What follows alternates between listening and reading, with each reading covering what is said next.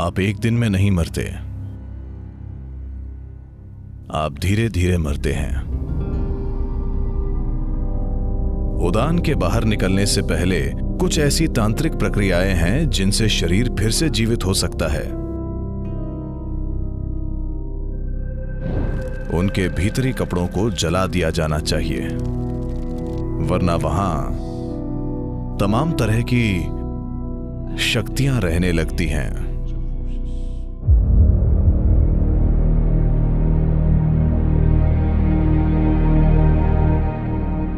नमस्कार सदगुरु। मेरे पिता की मृत्यु के बाद भी मेरे पास उनके कई कपड़े हैं, पर मुझे पता है कि कुछ परंपराओं के हिसाब से मृत्यु के कपड़े नहीं रखने चाहिए। तो मुझे क्या करना चाहिए? जब आपका जन्म हुआ था, आपका जन्मदिन क्या है? 1 अगस्त। 1 अगस्त? ओह, आने वाला है। आप एक दिन में पैदा नहीं हुए, हालांकि आपका जन्मदिन तय है। आपको पैदा होने में 9 साढ़े 9 महीने लगे, है ना?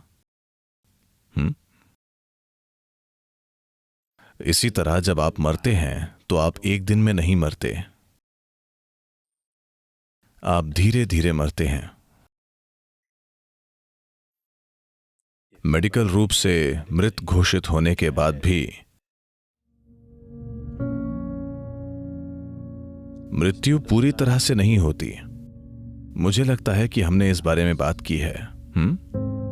5 प्राण धीरे धीरे कदम दर कदम बाहर आते हैं। भौतिक जीवन ऊर्जा, जिसे आमतौर पर प्राण कहते हैं, उसके 5 मूल रूप हैं। 10 हैं, पर वो मुश्किल होगा, तो हम 5 ही समझेंगे। उन्हें कहते हैं समान, प्राण, उदान, अपान और व्यान। मान लीजिए अगर एक डॉक्टर है जो किसी व्यक्ति को किसी पल में मृत घोषित करता है, तो अगले 21 से 24 मिनट में समान बाहर निकलने लगेगा। यानी शरीर में तापमान बनाए रखने के लिए समान जिम्मेदार है। सबसे पहले शरीर ठंडा होने लगता है। पारंपरिक रूप से मृत्यु का पता लगाने के लिए नाक को छुआ जाता है। अगर नाक ठंडी हो गई है तो वे समझ जाते हैं कि व्यक्ति मर चुका है। वे आंखें या दूसरी चीजें नहीं देखते, वे सिर्फ नाक को छूते हैं। नाक ठंडी है यानी व्यक्ति मर चुका है। तो समान तब बाहर निकलता है। 48 से 64 मिनट के बीच प्राण निकल जाता है। उसके बाद 6 से 12 घंटे में उड़ान निकलता है। उड़ान के निकलने से पहले कुछ तांत्रिक प्रक्रियाओं से शरीर फिर से जीवित हो सकता है, पर उड़ान निकलने के बाद एक बहुत सूक्ष्म मौका होता है, पर वो प्रैक्टिकल नहीं है। सिवाय उसके उड़ान के जाने के बाद शरीर फिर जीवित नहीं हो सकता। अगला है अपान, जो 8 से 18 घंटे के बीच बाहर निकल जाता है। व्यान, जिसकी प्रकृति सुरक्षित रखने की होती है, वो उसके बाद बाहर निकलता है। सामान्य मृत्यु हो तो ये 11 से 14 दिनों तक बाहर आता रहता है। एक दिन शंकरन पिल्लई अलमारी में कुछ ढूंढ रहे थे। कुछ देर बाद पत्नी ने आकर पूछा, क्या कर रहे हो?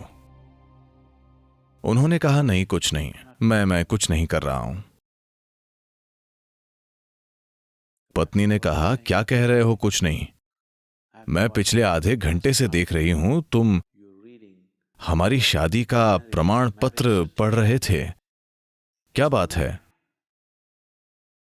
शंकरन पिल्लई बोले, मैं एक्सपायरी डेट ढूंढ रहा हूं।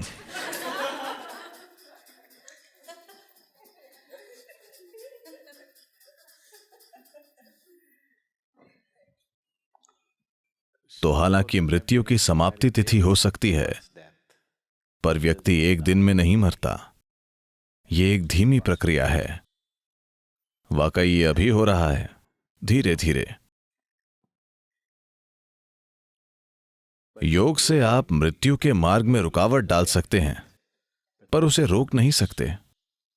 हाँ, दैनिक अभ्यास एक रुकावट है जिससे यह धीमा हो जाता है, पर रुकता नहीं है।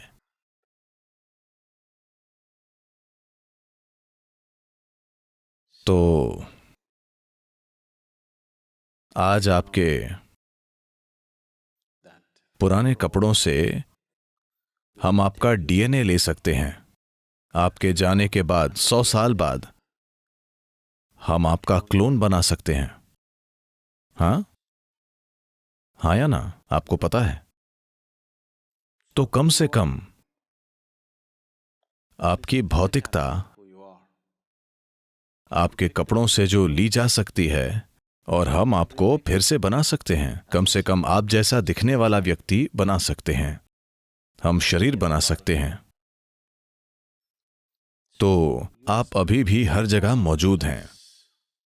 जब योगी मरते हैं तब उस कुटिया को जला देते हैं जिसमें वे अकेले रहते थे। ऐसा करने का तरीका है, मैं नहीं बताऊंगा क्योंकि मैं नहीं चाहता कि आप यहां कॉटेज में आग लगा दें।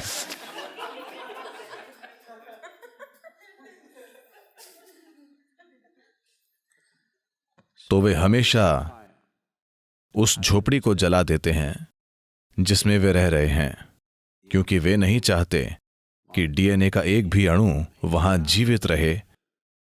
क्योंकि जब एक तरह से आपका शरीर मौजूद होगा, अगर उससे आपका शरीर फिर से बन सकता है तो जाहिर है कि आपका शरीर मौजूद होता है ना? तो उस व्यक्ति द्वारा छुई गई हर चीज जलाई जाती है, सब साफ किया जाता है। इसी वजह से यही एक मुख्य कारण है कि आध्यात्मिक पथ पर लोग अपनी भौतिक संपत्ति को इतना कम रखना चाहते हैं। अगर आप एक सन्यासी के कमरे में जाएंगे तो आप देखेंगे 3 जोड़ी कपड़े अच्छे से रखे हुए होंगे, पानी पीने के लिए बस एक बर्तन, खाने के लिए एक थाली और सोने के लिए सिर्फ एक चादर। And that's it. एक भी अतिरिक्त वस्तु नहीं, क्योंकि वो संसार की कई चीजों को छूना नहीं चाहता। वो इसे कम से कम रखना चाहता है, क्योंकि उसे पता है कि यदि वो अपने शरीर को चारों ओर फैलाएगा तो उसे इकट्ठा करना और जाना बहुत कठिन होगा। इसीलिए वो किसी भी तरह के शारीरिक संबंध नहीं बनाता है, क्योंकि वो समझता है कि अगर उसका शरीर हर जगह होगा तो उसे इकट्ठा करके जाना बहुत मुश्किल होगा। जो लोग आपके शरीर से आए हैं वे भी समय आने पर आपके साथ नहीं जाना चाहते। वे नहीं आएंगे। वे कहेंगे आई लव यू, पर वे आएंगे नहीं।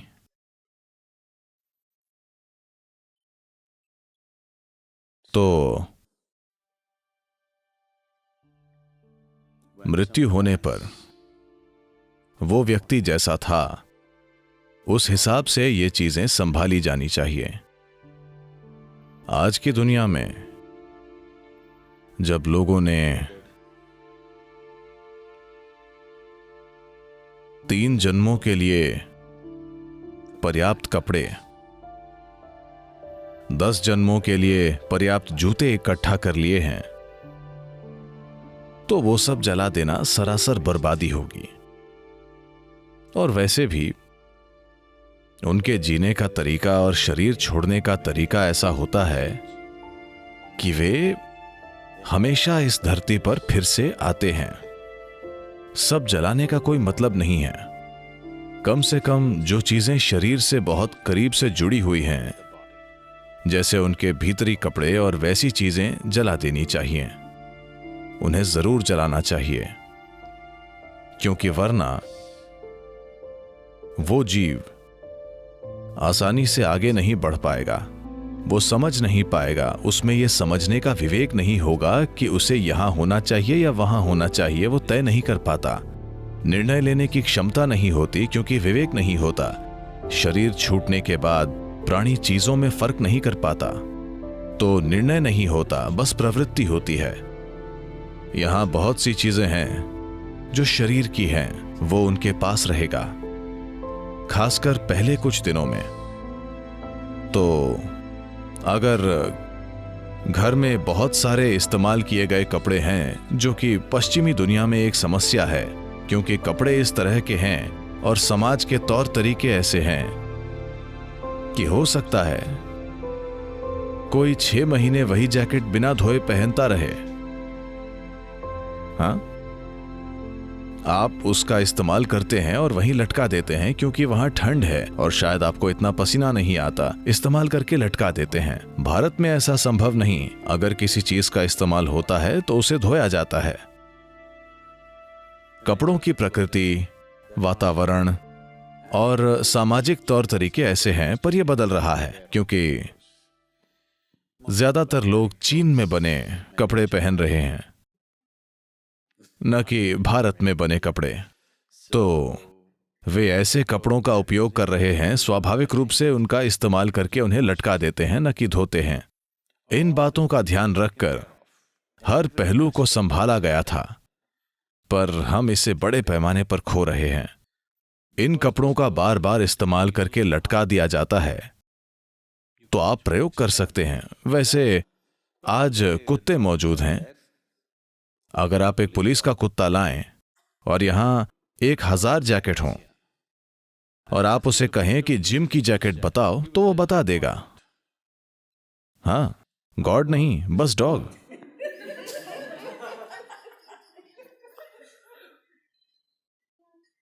तो जाहिर है आप वहां उस जैकेट में कई तरह से मौजूद हैं, है ना, जिसे कुत्ता भी देख सकता है। तो जब किसी व्यक्ति के जाने के बाद भी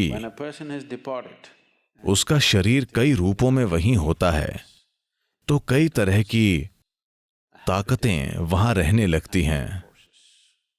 न केवल उस व्यक्ति की ऊर्जाएं वहां होती हैं, बल्कि दूसरी कई प्रकार की शक्तियां भी। आपका जैकेट एक तरह से खाली शरीर है और शरीर को खाली छोड़ना ठीक नहीं है। तो या तो इसे तुरंत धो दीजिए।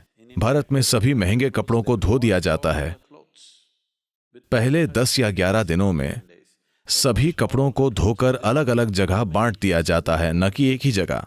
सारे कपड़े एक ही परिवार को नहीं दिए जाते। आप ये पक्का करते हैं कि जैकेट यहां जाए, पैंट वहां जाए, वो वहां और ये वहां जाए, ताकि सब कुछ इतना फैल जाए कि कोई भी महत्वपूर्ण उपस्थिति न हो।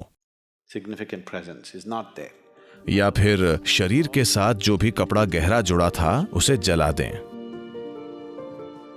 इनमें से एक काम जरूर करना चाहिए। या तो आपको उन्हें 50 राज्यों में देना चाहिए ताकि बूढ़ा व्यक्ति भ्रमित न रहे कि कहां जाना है, या आपको उन्हें जला देना चाहिए।